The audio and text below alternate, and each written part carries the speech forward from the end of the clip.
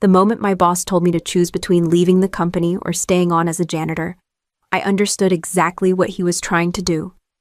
"Sit down, Linda," Mark Caldwell said, not looking up from the folder in front of him. His voice was calm, practiced.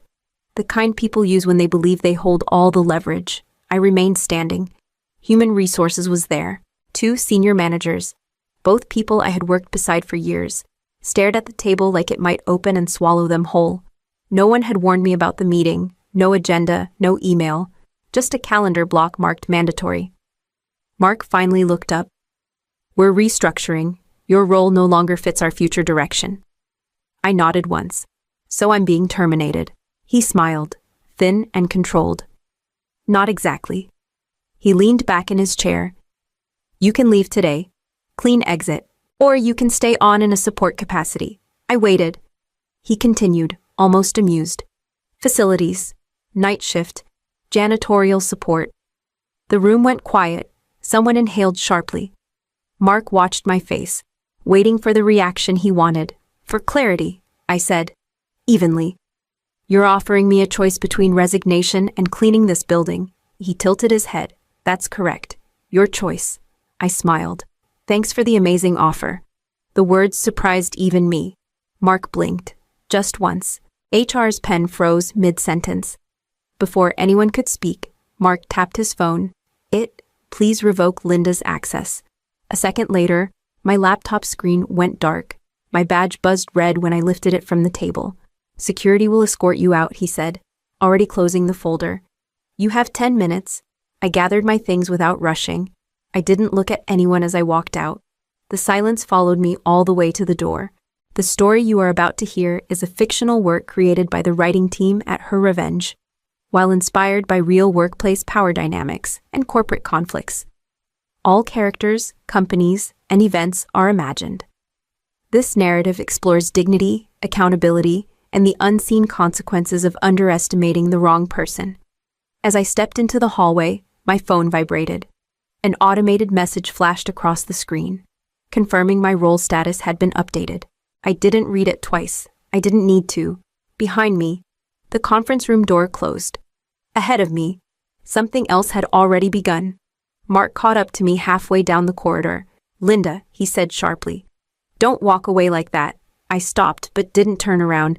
"You embarrassed me in there," he continued. That smile, that tone. I faced him then. "You offered me a mop. I thanked you." His jaw tightened. "You know exactly what I was doing." "Yes," I said. "You were reminding everyone who gets to decide." He lowered his voice, glancing at the glass offices around us. "People forget their place when they're allowed to feel indispensable." "That's bad leadership? That's what you call it?" I asked. He stepped closer. "I call it control. You were getting too comfortable, too visible. So this had nothing to do with my performance." He didn't answer right away.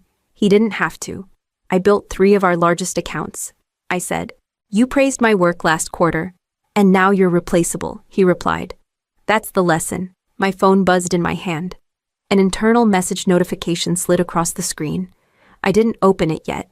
"You could have handled this quietly," he said. "Instead, you made it public." "You made it public when you chose humiliation," I said. His mouth curved into a small, satisfied smile. "Humiliation works. Fear works. People behave when they're reminded they're not special." I finally opened the message. A company-wide email from Mark. Sent minutes earlier. My role had been downgraded to non-strategic support. Effective immediately. No context. No explanation. As we stood there, people passed us. One colleague slowed, recognized the tension, and looked away. Another pretended to take a call. No one spoke. Mark followed my gaze. "See," he said. "They understand." "What you crossed," I said quietly, "wasn't a professional line." He shrugged. "You'll get over it." I slid my phone into my pocket. "You think this ends here?" He laughed once, short and confident. "It does. For you." I walked away before he could say more. The hallway felt narrower with every step, not because of the walls, but because of the certainty behind me.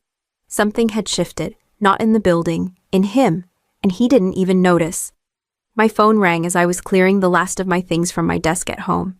I didn't recognize the number, but I knew the voice the moment I answered. You need to listen carefully, Mark said. No greeting, no pretense. I'm calling you once. I'm listening, I said. You are not to contact any of our partners, he continued. Any client, any investor, anyone who's ever signed a contract with this company. You don't get to tell me who I speak to, I said.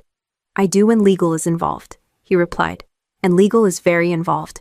I leaned against the counter, steadying myself. On what grounds? On the grounds that you had access to sensitive information, he said. And if you so much as suggest that access influenced your conversations, we'll bury you in litigation. That sounds like a threat. It's a courtesy, he corrected. I'm giving you a chance to stay quiet and walk away. Quiet about what I asked. There was a pause. Just long enough to register. About everything, he said. Your time here. Your role. Your importance. I felt the fear then, sharp and unwelcome, not because he had power, but because he believed he still did. You fired me, I said, publicly. You revoked my access. You downgraded my role in writing. And yet, he said smoothly, people like you always forget how fast a narrative can change. So this is about control. This is about consequences, he replied. I suggest you remember who taught you this business. I exhaled slowly. You didn't teach me, I said. You took credit for what I built. His tone hardened. Last warning, Linda, stay away. The call ended before I could respond. I stood there for a long moment, phone still pressed to my ear, listening to nothing. The message was clear. He wasn't trying to protect the company. He was trying to scare me into silence. And that was the moment everything shifted. This was no longer about pride or dignity or how I had been treated in that room. This was about survival, and fear was the only tool he had left. The call came the next morning, just as I was finishing my coffee. This time, the number didn't belong to Mark. Linda Hayes, a man asked, measured and calm. Yes. This is Daniel Brooks, he said. I'm calling from Calder & Rowe. I knew the name. Everyone in Chicago's financial district did. Calder & Rowe didn't chase headlines. They absorbed them. I heard you're no longer with Caldwell Group, Daniel continued. Correct, I said. No small exits, he replied. You don't strike me as someone who leaves quietly. I didn't, I said. I was removed. There was a brief pause, then a low chuckle. That matches what we've been hearing. Then you already know why I'm not interested in a pity conversation. Good, he said. Because this isn't one. I waited. We're in the middle of evaluating a long-term acquisition, Daniel said. It involves people you've worked with for years. And you're calling me because I prompted. Because they asked about you, he said, not the company. You. My grip tightened around the mug. What exactly are you offering? A meeting, he replied. Nothing more. I don't have legal representation, I said. We know. He said. We prefer it that way. That's a risk. Yes, Daniel agreed. For both of us. I leaned back in my chair. What are you expecting from me? Proof, he said. Prove they trust you, not the logo you used to represent. And if I can't, then you walk away, he said simply. And nothing changes. Silence stretched between us. I thought of Mark's threat, of his confidence that fear would keep me still. When I asked, today, Daniel said. Private office, no assistants, no lawyers. I closed my eyes for a second, then opened them. Send me the address. It's already in your inbox, he said. The line went dead. I set my phone down and stared at it. Pulse steady. Thoughts anything but. Walking away would be safer. Quieter. Stepping forward meant risk, exposure, consequences I couldn't yet see, but one thing was clear. Mark had been wrong about one thing. Silence was never my strength. Daniel Brooks didn't waste time once I sat down. Before we talk about anything else, he said, sliding a thin folder across the table. You should know why this meeting matters. I opened it and scanned the first page. My name appeared halfway down, embedded in language I recognized immediately. This is a draft from last year, I said. I wrote this section. I know, Daniel replied. Keep reading. I flipped to the addendum. My chest tightened as the words clicked into place. Key decision authority, I said slowly. Assigned to the role, not the employer. Daniel nodded. Assigned to you. That clause only activates if the role is altered, I said. Or diminished, he added, or publicly reclassified. I looked up. My demotion triggered a countdown, he said. Automatic, silent. How long? I asked. 10 business days, Daniel said. After that, the agreement pauses unless the authority holder confirms continuation. I closed the folder. No one told Mark? No one had to, Daniel said. He signed the contract. Legal reviewed it. He insisted on speed. I felt a familiar heat rise in my chest, not anger this time, but clarity. So when he told me to leave or clean floors, I said, he didn't just humiliate me. Daniel met my eyes. He destabilized his own deal, and he thinks I'm here to steal it, I said. He thinks you're reacting, Daniel said. He doesn't realize the system already reacted. I leaned back, absorbing the weight of it. You're telling me the deal never belonged to him. It belonged to the structure, Daniel replied. And the structure named you. What happens now? I asked. That depends, he said. We can proceed or we can wait. Either way, the clock is running. And Mark? I said. Daniel allowed himself a thin smile. He'll walk into the meeting believing he's in control. I stood, folder still in my hand. He always does. Daniel extended his hand. Then we're aligned. I shook it once, firmly. As I stepped out of the office, my phone buzzed. A calendar invite had been added. Deal review, executive level, 2 days out. I didn't forward it. I didn't warn anyone. The countdown had already begun. I was already seated when the doors opened. Daniel Brooks stood to my right. Calm as ever. Across from us were 3 partners I recognized immediately, people I had negotiated with for years. People who had watched me hold deals together while Mark took credit from the head of the table. The door swung wider. Mark walked in mid-sentence, still talking to someone behind him. Then he saw me. He stopped. For a fraction of a second, his face emptied of every expression he practiced so well. No anger, no confidence, just shock. What is she doing here? He said, too loudly. One of the partners, Robert Klein, didn't even look at him. We'll get to you later, Mark. Mark straightened. I'm leading this discussion. Daniel didn't raise his voice. No. You're attending it. Mark laughed, sharp and brittle. This is my deal. Robert finally looked up. It isn't. Mark turned to me. You think this is funny? I didn't say a word, I replied. He ignored that. You have no authority here. Robert slid a document across the table. Actually, she does. Mark glanced at it, then pushed it away. That's outdated. It's active, Robert said, and it's binding. Mark tried again. We can resolve this privately. Daniel shook his head. This conversation happens here. The room stayed quiet. No one rushed to help him. No one filled the space. Mark's voice lowered. You planned this. I met his eyes. You announced my demotion in writing. That doesn't mean it means exactly what it means, Robert interrupted. You removed the key authority tied to this agreement. Mark looked around the table, searching for an ally. He found none. So you're freezing the deal, he said. For now, Daniel replied. Unless Linda confirms continuation. Mark turned back to me, panic creeping into his voice. Say something. I folded my hands on the table. You asked me to choose. The meeting adjourned shortly after. Chairs scraped. Papers closed. No one spoke to Mark as they left. I stood, calm, steady. Behind me, the silence stayed where it belonged. Mark caught up to me near the elevators. Linda, he said, breathless now. We need to talk. I didn't slow down. Name your terms, he continued. Title. Compensation. You can have your office back. I stopped and turned. You just said my name like it still meant something to you. He swallowed. This doesn't have to get ugly. It already did, I said. He lowered his voice. I can fix this. Public statement. Full reset. I'll say the restructuring was a mistake. A mistake, I repeated. Yes, he said quickly. We'll frame it as a miscommunication. I watched his face. The strain around his eyes. The effort it took for him to stay upright. And what happens to the people who watched you humiliate me? They'll forget, he said. People always do. I won't, I replied. He exhaled. Sharp. You want money? Fine. We'll talk numbers. I want one thing, I said. He nodded immediately. Anything. I leaned closer so he couldn't miss a word. Say, out loud, that what you did was wrong. His mouth opened, closed. In front of them, I added, the board, the team, everyone who received that email. That would undermine my authority, he said. I stepped back. Then you don't have any to give. He reached for my arm.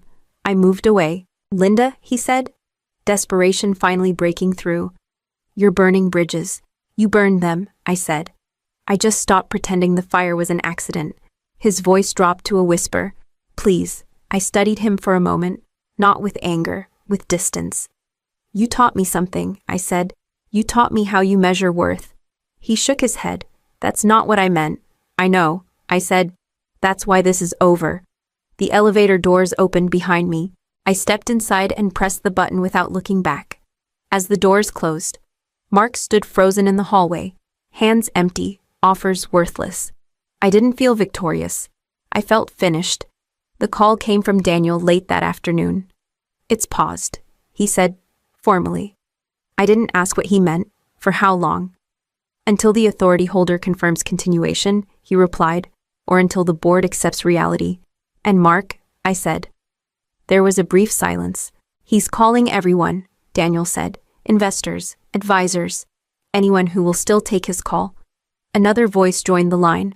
Robert Klein. They're nervous, he said. They didn't expect instability at this level. He created it. I said, yes. Robert agreed. And they're reacting to that. An hour later, another update. The deal's dissolving. Daniel said this time. No extension. What changed? I asked. The market noticed. He replied. And markets don't wait for explanations. My phone lit up with messages I didn't open, missed calls I didn't return. By evening, the board moved. I wasn't in the room, but I heard the words secondhand. Emergency session, loss of confidence, interim leadership, Daniel called once more. They're asking if you'll intervene. No, I said. He didn't push. The next morning, an internal announcement circulated through channels I no longer had access to. Mark Caldwell was being asked to step aside pending review. No accusations, no defense, just a quiet removal of the name from the top. I ran into a former colleague on the sidewalk outside my building. She hesitated before speaking. I'm sorry, she said. We should have said something. I nodded. You're saying it now? She glanced away. He did this to himself. Yes, I said. He did, back in my apartment. I set my phone face down on the table. The noise faded on its own. I hadn't signed anything. I hadn't spoken publicly. I hadn't needed to. The system Mark trusted had done exactly what it was designed to do. And it hadn't needed me to push. I heard about it from Daniel. They didn't make a show of it. He said, no announcement, no explanation. They called him into a closed session and asked for his resignation. I pictured the room without needing details. The same table, the same chairs, different balance of power, and he agreed. I asked. He didn't have a choice, Daniel said. The vote was unanimous. Later that afternoon, I ran into Ethan Morales outside the building.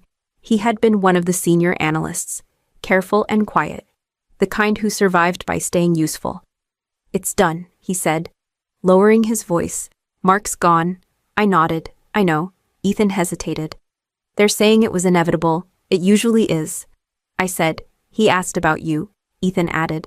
Wanted to know if you'd come back now that things were different. I met his eyes. They're not. Ethan gave a small relieved smile. I thought you'd say that. That evening, my phone rang once.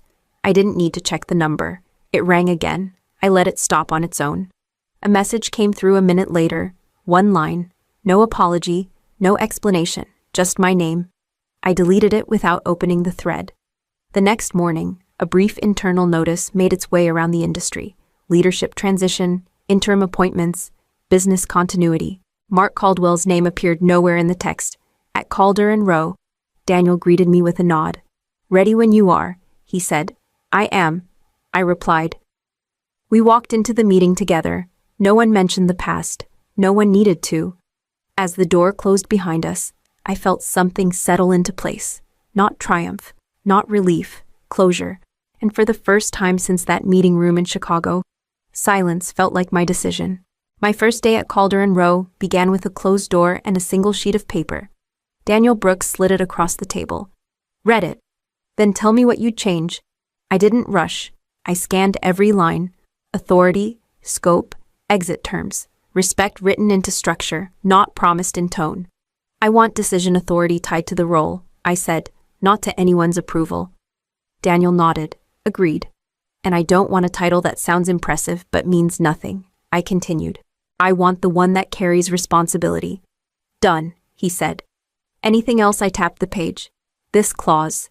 If the role changes, the agreement pauses. Automatically. A brief smile crossed his face. Already included. I signed. One signature, one choice. Later, as we walked through the floor, a project lead named Marissa introduced herself. I've read your work, she said. I'm glad you're here. So am I replied. No one mentioned Mark. No one referenced the past. The work stood on its own. That afternoon, my phone buzzed once. An unknown number. I turned it face down and kept listening as Daniel outlined the next phase. We move carefully, he said. Trust first. Then growth. That's how it lasts, I said. When the meeting ended, I stayed behind for a moment, alone with the quiet. Not the heavy kind, the earned kind. I didn't feel victorious. I felt aligned. Before I left, Daniel stopped me at the door. You handled all of this without burning anything down. I didn't need to, I said. I just chose where to stand. That night, at home. I placed the signed contract in a drawer and closed it gently. Here is the life lesson I carry forward. Dignity does not require permission, and power does not need volume. When you choose yourself without bitterness, systems built on humiliation collapse on their own.